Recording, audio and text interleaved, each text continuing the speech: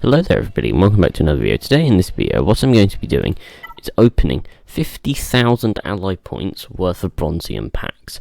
I'm simply going to establish in this video whether they're actually worth it. I have a table written out on paper but you can't see it here, and essentially what I'm going to be doing is putting on the how many characters I get, character shards, Mk1 gear, Mk2 gear, Mk3 gear, Mk4 gear. I doubt I'll get any Mk5 and so on, but if I do I'll make a note of that somewhere.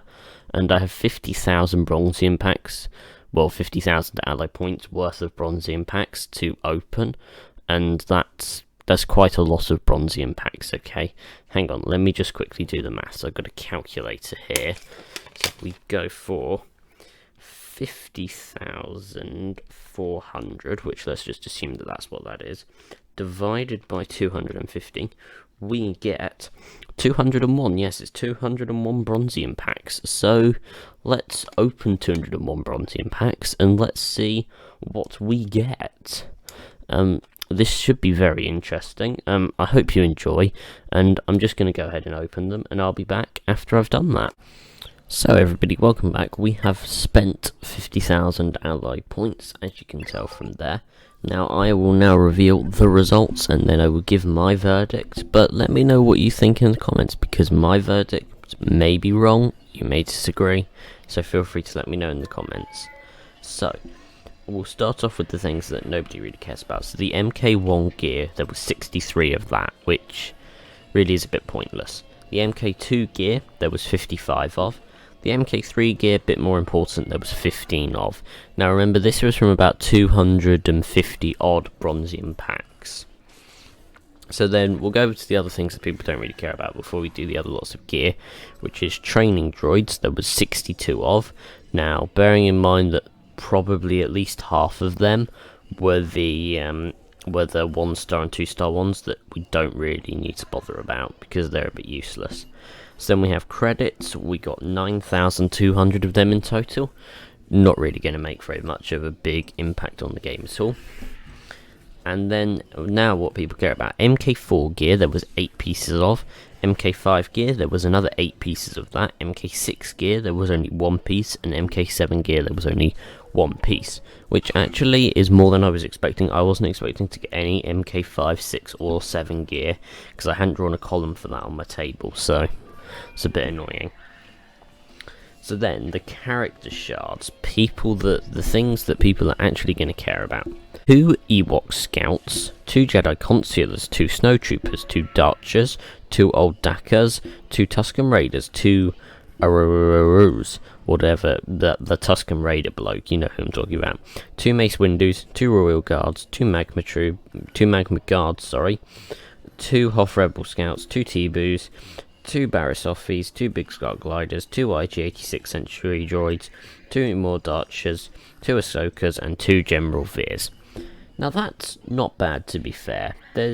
I haven't actually counted them, but I reckon there's about between 20 and 30 odd there, which isn't that bad. Once you double it up, because it's obviously 2 shard drops, you're talking between 40 and 60 shards, which is not bad. Now let me just quickly demonstrate how much shard store currency this converts to, because I had these 3 at 7 stars, so only 90, but if you were to do this for 30 each, you'd be looking at around probably about 500 odd shard store currency, which is not bad. So there we go, I now have shard store currency. Ooh, interesting. Might have to spend some of that later. So then the things that people will actually care about, the characters, which is what I'm going to now list, is the characters plus how many they get, because obviously it's just how many you get when you unlock.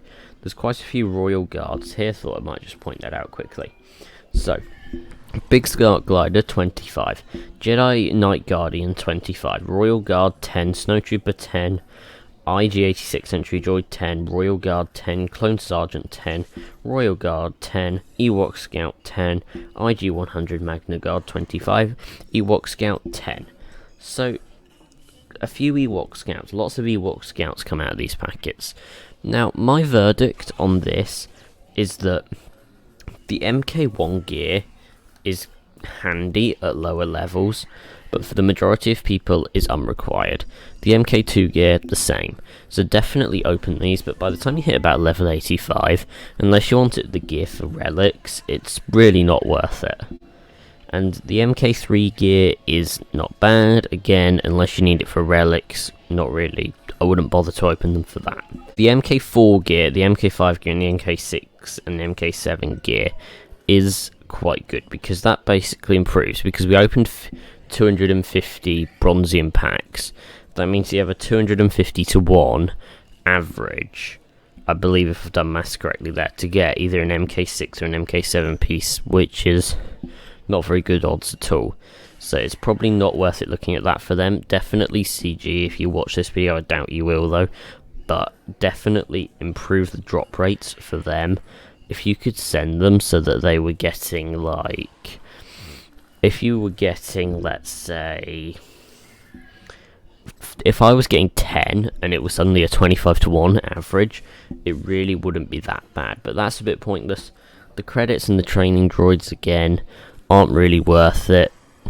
They're just not really. Actually, no, yeah, they're not worth it, because you get the training droids from the battles and from the challenges, as you can see over here. So, you know, that's not bad. The training droids obviously aren't worth it. Really, the credits aren't worth it either.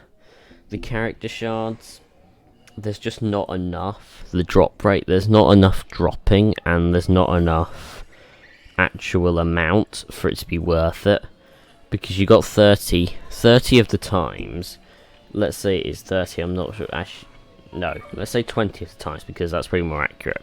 20 out of 250 have given you character shards. That just isn't worth it. It's just not, and they're not even decent characters. Like Ewok Scout, terrible. Jedi Consular, terrible. Snowtrooper, not bad. Dacha, not bad. Dathcha, I may be pronouncing that wrong, is not bad. Old Daka, not bad. Tusken Raider, the ×2, terrible. Mace Windu, terrible. Royal Guard, terrible. Magma Guard, not bad. Hoth Rebel Scout, not the best. T-Bone, terrible. Barriss Offee, not bad. Big Scott Glider, terrible. IG-86, terrible. Dacha, not bad. Ahsoka, not bad. And Veer's quite good. But you're not getting good characters out of this. If you were getting actually decent characters, like if you had a chance, because if you go onto the Bronzium packs here, we have a free one to claim, let's do that quickly. But if you could gain out of here, like Dooku is not very good at all, Stormtrooper, there's actually, apart from Barriss, she's not bad, and Old Daka, that's like the only decent character. Maybe there's another one in here, but if you could get some actual decent characters out of here, like, I don't know, like if you could get Rex out of here, if you could get people that are actually required for legendary events, like you can't even get Phoenix out of here. I mean, that just seems a bit pathetic. Like if I were to go onto the Journeys Guild here, and the good characters, like for example Jedi Knight Luke, activities, you can't get any of these characters out of here, albeit that's legendary event character, legendary event character, legendary event character, and legendary event character. You can't get any of the others out of there. It just doesn't, I'm just not sure. Like even the Thrawn event activities, Phoenix Squadron, you can't gain them out of there. You just can't, I'm afraid. And it's not, I don't know, BB-8, you can't get any resistance out of there, or First Order. No, I think you can get First Order, but still, it just doesn't, they don't quite hit the nail on the head. I know recently that they tripled the drop rate, which is obviously very good, but they need to triple it again. That's just my opinion. Let me know what you think down in the comments. Be sure to like, comment, subscribe, and I'll see you in the next one. Bye bye.